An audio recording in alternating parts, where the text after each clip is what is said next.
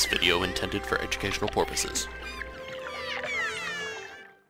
Hey guys, it's Adam aka Swimming Bird and welcome back for another Minecraft 1.8 Snapshot. This is 14W17A, and thanks to those 6 long weeks without any snapshots, we've got a ton of new features to cover, including awesome world customization options, that brand new Endermite model we've been waiting for, world borders you can control, and a bunch of other stuff, so let's get into it now. If you look behind me, might look a bit crazy. This is actually a random world that I made with the new world customization. You can control a ton of different stuff. I made the biomes really close together. There's tons of them everywhere.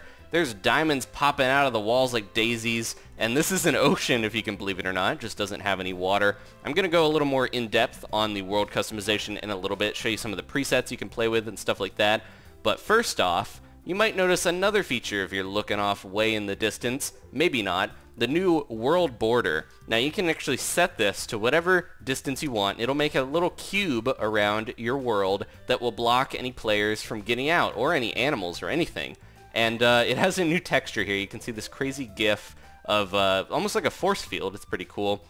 If you're in creative, you can kind of phase a little bit through it, but it will kill anything that goes through in survival. You can still do stuff like shoot arrows and stuff through it, but if I get this pig to go through, he will die. There we go. Yeah, he's like suffocating. This used to be a bedrock wall that was invisible, and it was set to 30 million by default, but this is how it is now, and you can change it around. You can still shoot stuff through it, like I mentioned, and do different stuff like that, but they're still hammering out the details, and Dinnerbone wants to make it where if you accidentally go through, you can get back out without dying.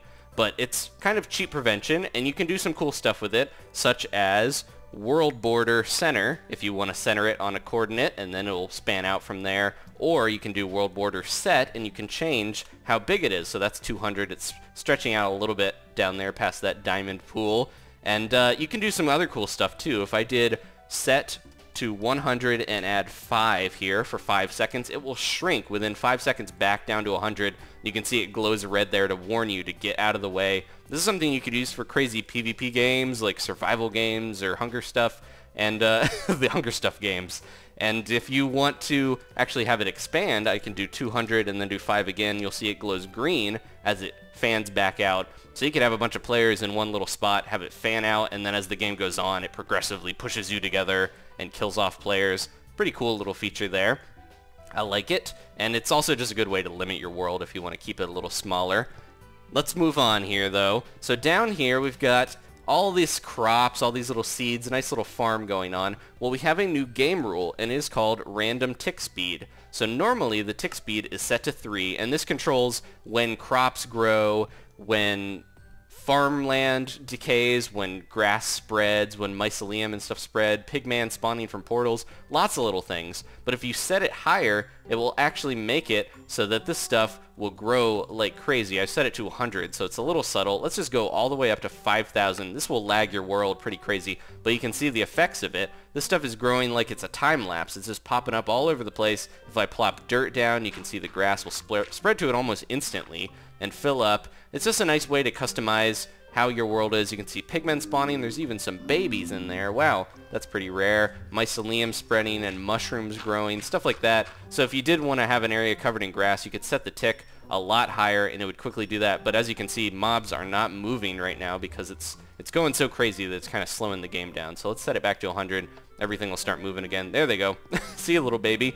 But yeah, that's just a nice little feature you can mess around with if you're building. So over here, I've got a minecart, and unfortunately, this is a change that I'm not too happy about. If you watch some of the recent snapshots, you saw minecart speeds had been increased, and they were insane. Well, they've been slowed back down again to the default that we had for so long, and that we're going to continue to have unless they change it again. I think there were just a lot of complaints. They were out of control, flying off the tracks. I found them really funny and fun to mess around with, but I could see a lot of people not liking the changes, so they did revert them. So never fear if that was something that worried you. Now let's get into the Endermite, because you guys want to see this, I'm sure. So the spawn egg, I also noticed, is the inverse of the silverfish, since they're so related.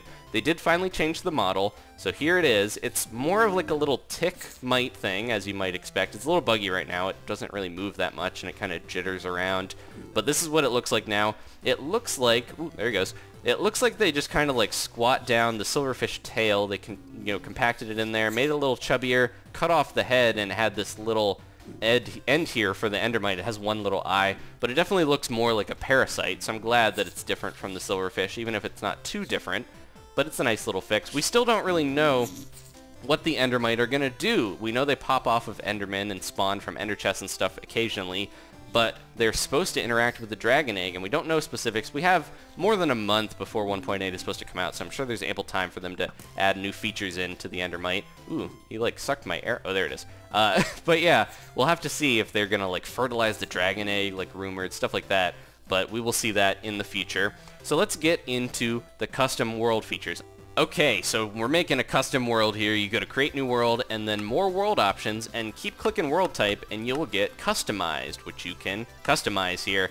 Now there's a bunch of different features you can do. I'll go through what they do. This page is pretty self-explanatory. You can turn caves on and off, stuff like this. How many dungeons you want. You can set it like crazy. You can turn lakes and different things way down low. You can even have lava lakes and lava oceans, which would make the game very tough. You can make sea level very high or very low, as you'll see in some of the presets. How big the biomes are, what biome you want, if you want a whole world of just one biome, river size, all that good stuff. Or you could just click randomize and it will change all these features. You can do randomize on any of these pages. Now if we go over here, the second page here, this is showing all the different ore settings. So you can see how much dirt you want in a world, how much gravel, even all the other types of ore, like and different blocks like andesite and coal and things. Now what I did was went down here and there's diamond all the way at the bottom, and you can just kind of make the spawn huge if you want tons of diamond everywhere, but that would make the game too easy. But it's up to you how you want to do it with your custom world. Now this next page, this is where it gets a little confusing. So there's all these different numbers and different coordinates and stuff that you can tweak. I'll try to explain what these do real quick. So main noise scale, this actually smooths out the terrain. So if you go larger on these ones, it'll have smoother, you know, less craggy terrain there. If you do height stretch down here, you can actually pull the terrain upwards, but you have to go smaller for that. So if you want those extreme peaks, go smaller with that. There's a ton of other stuff, height scale, things like that. Upper and lower limit. If you change this, you can make the terrain either more solid or more riddled with different caves and holes and stuff, depending on how close these two values are together. And there's biome scale and biome depth weight, and these will actually stretch and squash the different biomes vertically depending on what you set these settings to. So all this stuff you can customize with the sliders, or on the next page you can type in individual values. And over here we do have presets. These are very easy to mess with, and you get almost like Superflat, you get this long code that you can copy if you want to share worlds. So here's the 6 presets, or 7 here, that you can mess with, and I will go through them all and show you guys each one because they're all really cool. So this is Mountain Madness, and as you can see there are some mad mountains up there. It's insane. It's pretty much an amplified world, and if you look down here, it's crazy. The bedrock is just everywhere. There's almost no blocks down there. No room for them. They're all up here. This is pretty cool. The clouds are so low because it goes up so high. I like this one a lot. This is Waterworld, the hit film, and there's so much water that even the clouds are underwater, as you can see. That's supposed to be a roof forest down there. Pretty much everything's dead because of all the water. If you want to see underwater, you might want to drink a night vision potion and also put on a respiration helmet, because if you look under here, it's so dark without one of these on. But if you pop one on, there we go. We can see clearly now that everything is dead. This is insane. This would be a challenge to build on, for sure. This is the Caves of Chaos, and as the name suggests, there are caves all over the place, and it's pretty similar to Mountain Madness in that the mountains go up really high. It looks pretty cool with the mesa, I must say, and we are floating well above the clouds here with these giant isles in the sky. Pretty awesome. This one can lag a lot though, so be warned. You might want a beefy computer to try it out. This preset is called Drought, and as you can see, there is very little water. The ocean is gone. The rivers are just pits of dirt between biomes. Could make getting around a little easier, and you can build in those giant open ocean pits, but it's a little sad looking. Isle land is pretty intensive as well. It has a ton of floating isles all over the place, and a bunch of islands in the water if you go around in the ocean, but it looks pretty amazing. It would be very tough to explore some of these tiny little islands, but it's pretty cool looking and chaotic. Caver's Delight is another intensive one with some crazy massive cliffs behind me, And it's kind of similar to the Caves of Chaos, but I think there's less lava in the caves and maybe more ore, but it still looks beautiful nonetheless.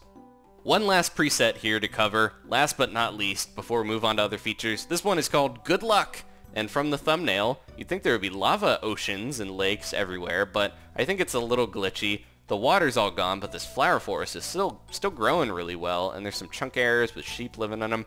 Anyways, I think we got to give them a few more weeks to iron this out, obviously. They got more than a month before they're supposed to put out 1.8, so we got ample time. But in general, this world customization feature is awesome. You can grab a preset, tweak it the way you want. You don't need any other programs or mods to do it, so I'm very happy with it. So a few other features here. If you go into options and hit controls, you can now select if this wheel will scroll. It's a little weird in this snapshot. There we go. Highlight players, spectators. You can set a key, and if you click that down when you're in spectator mode, you can actually see where other players are that will glow through any wall or anything. If you go to multiplayer, servers will now have a default icon, and you can reorder them finally. You can use these little arrows, much like resource packs, to reorder them, and then this big arrow if you want to play on that server. So let's jump on my randomizer world real quick. I got a few other things to talk about. Block states. All blocks have now been converted to block states, and even if you don't know what that is, it's still very good for the game because it improves performance. But block states are the state of the block, whether it's on or off for switches, stuff like that. You can see this grass block here, it says snowy false, so if it was snowy it would change it true. It's just the way that the game keeps track of what each block is like, and having that in makes it a lot simpler than the way that the game used to determine what blocks were in what states. Another thing over here, the end, I jumped in there, I made that portal on my own. The end actually, if you look in the upper left, it's now called the end. It's not called Sky. For the first time since the end was introduced, they finally renamed that, so that's cool. And block models, they did a lot of improvements to block models, and you can change a lot more, and entity models as well. So if you remember, we had like 3D rails and pillars and lots of cool stuff like that. They've added a lot more features to that and made it simplified in a lot of ways, so that should be cool. We'll see more of that coming out of the community, of course. Anyways, for having a 6-week gap, I think we got a pretty good amount of features, and I'm excited to see what else we'll get. Hopefully some more survival and adventure stuff before 1.8 comes out, for sure. Thank you guys for watching. Please leave a like if you enjoyed this. It definitely helps me out. Maybe subscribe if you haven't for more Minecraft updates and gaming goodness. And I do have a Twitter. It is at SwimmingBird941. If you want to see when videos are posted, it will tweet them out almost instantly. But thank you guys once again for watching, and I will see you next time for more Minecraft Snapshot updates. Goodbye.